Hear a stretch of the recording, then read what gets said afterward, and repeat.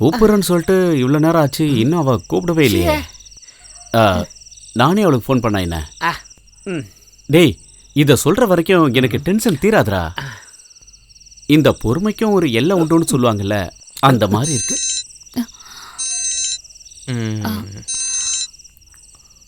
ஐயோ, செஞ்சுவாதான் இருக்கும். அர்த்த ராத்திரி ஆயிடுச்சு. அவன் கூட இப்ப பேசுறதுக்கு அப்படி என்னடி இருக்கு? எங்களுக்கு பேசுறதுக்கு பல விஷயங்கள் இருக்கு. பல விஷயங்களா? அப்படி போடு.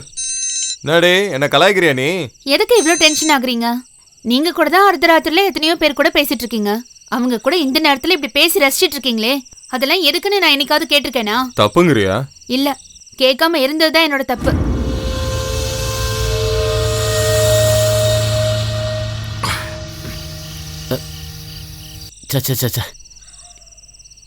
என்னடா போனே எடுக்க மாட்டேங்கிறா? ஏய், இதெல்லாம் கொஞ்சம் கூட சரியில்லை. அவ ஒரு நல்ல குடும்பத்துல பிறந்த பொண்ணுன்னு தான் இது வரைக்கும் எனக்கு தோணுச்சு.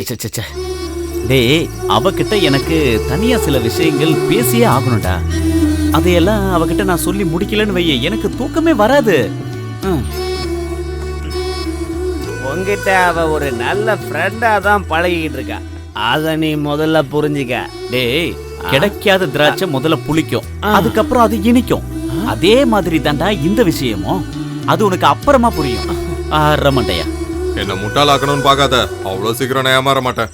நீங்க ஆக மாட்டீங்க, ஆனா என்ன நல்ல முட்டாளாக்கிட்டு இருக்கீங்க. கொஞ்ச நாளாவே நானும் பார்த்துட்டு தான் இருக்கேன். எதையோ மனசுல வச்சுட்டு பேசுறேன். நான் கேட்க வேண்டிய கேள்வியும் அதேதான்.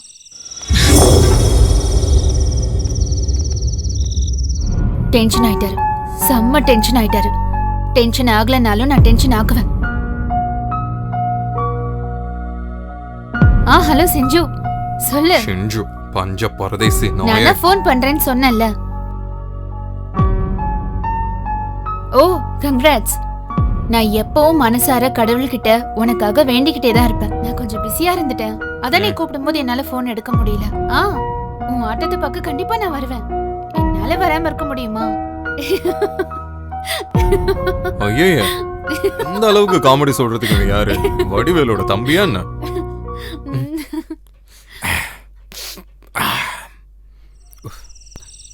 வர 1ஆம் தேதி காலையில நான் திரும்பவும் ஊருக்கு போயிடுவேன்.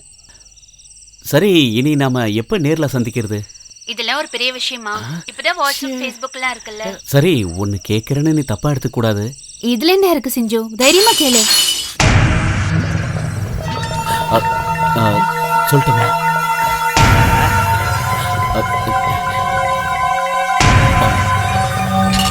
நாளைக்கு நான் உன் வீட்டுக்கு வரட்டுமா?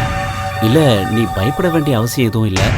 நான் உன்கிட்ட ஒரு விஷயத்த தனியா சொல்லணும். அதான் யாரும் இல்லாத போது அங்க வரேன்னு சொன்னேன். இங்க பாரு, இனிமே உன் வீட்டில் என்னை ஏத்தலனாலும் பரவாயில்ல, அதாவது என்னை அனுமதிக்கலைன்னா கூட எனக்கு பரவாயில்ல. எனக்கு உன்னை பார்த்தே ஆகணும். நான் ஊருக்கு போகிறதுக்கு முன்னாடி நாள், அதாவது 31 நைட்டு நான் உன் வீட்டுக்கு வருவேன். இதுக்கு நீ என்கிட்ட எந்த மறுப்பும் சொல்லக்கூடாது. ஹலோ ஹலோ ஹலோ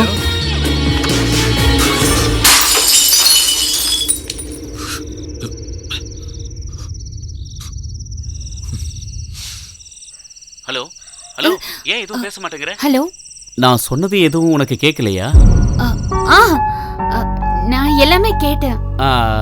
நான் வர்றதுனால உனக்கு எந்தவித பிரச்சனையும் இல்லையே? என்ன பிரச்சனை? ஒரு பிரச்சனையும் இல்ல. நீ எப்ப வேணாலும் எந்த நேரத்துல வேணாலும் என் வீட்டுக்கு வரலாம். ஓ, ஓகே. அப்ப எனக்காக நீ காத்திருப்பல்ல? உனக்காக நான் எப்பவுமே காத்திருப்பேன்.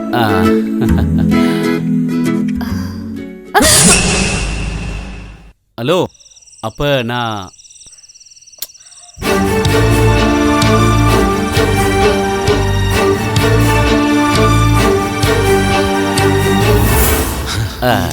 அவளுக்கு மேட்ரு எல்லாமே ரொம்ப கரெக்டா புரிஞ்சிருச்சுன்னு தான் எனக்கு தோணுது. அதனால தான் போனை உடனே கட் பண்ணிட்டா. நீ வேணும்னா பாத்துக்கடா, வர 31ஆம் தேதி நான் அங்க போய் பேஸ்கெட்டுக்குள்ள பந்த போடுவேன்டா.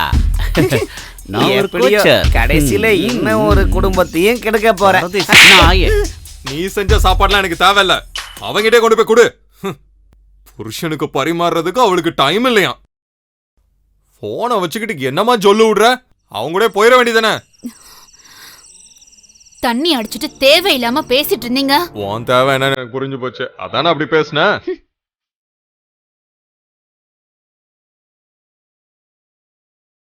இங்க பாரு, கொஞ்ச நாளாவே நான் உன்னை பாத்துக்கிட்டு தான் இருக்கேன். உன் மனசுல என்னதான் இருக்குன்னு சொல்லு.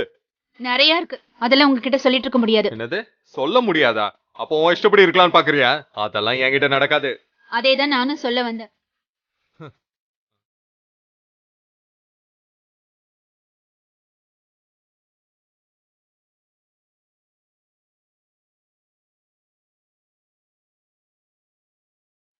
கண்ட்ரோல் சசியா, ஏன் பேசலையா நீங்க?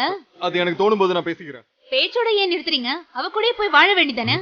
என்ன பாக்குறீங்க? உங்களோட எல்லா லீலா விலாசமும் எனக்கு நல்லாவே தெரியும்.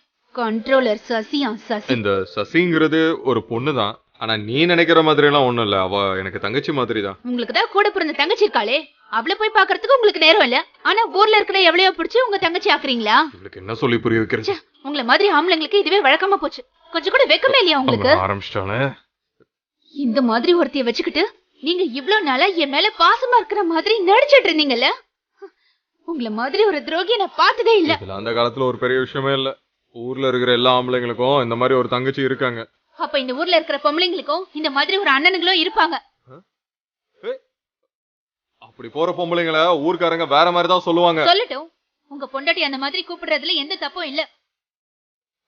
அது சரி, அப்படின்னா தெருவுல போறவனெல்லாம் கூப்பிட்டு வீட்டுல தங்க வைக்கிறேன்னு சொல்றியா? அது மட்டும் இல்ல, வேணும்னா அவன் கூட படுக்கவும் செய்வேன். இதெல்லாம் என்கிட்ட கேக்குறதுக்கு உங்களுக்கு என்ன யோகிதா இருக்கு? நீங்க செஞ்ச இந்த காரியத்தை நான் ஊர்ல இருக்கிற எல்லாருக்கும் சொல்ல போறேன். என்னடி சொல்ற?